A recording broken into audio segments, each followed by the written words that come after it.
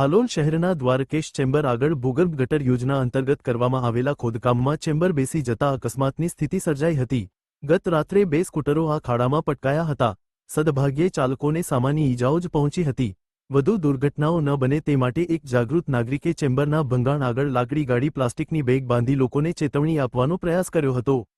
અંદાજિત 100 કરોડથી વધુ ખર્ચાયેલી આ ભૂગર્ભ ગટર યોજના ડિસેમ્બર 2019માં શરૂ કરવામાં આવી હતી।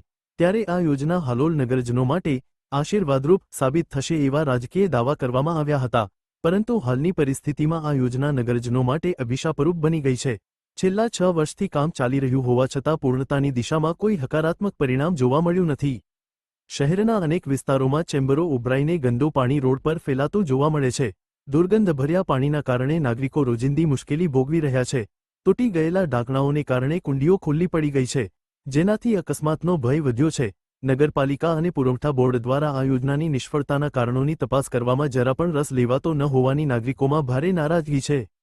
હજી પણ ઇજારદાર દ્વારા કામગીરી પૂર્ણ થઈ છે કે નહીં તે સ્પષ્ટ નથી, જ્યારે લાખો રૂપિયાના ભ્રષ્ટાચારની શંકા સેવાઈ રહી છે। હાલોલ નગરજનો હવે આજીવન તૂટી ગયેલી ચેમ્બરો, ઉભરાતા ગટરના પાણી અને દુર્ગંધ જેવી સમસ્યાઓનો સામનો કરવો પડશે તેવી ચિંતા વ્યક્ત કરી રહ્યા છે।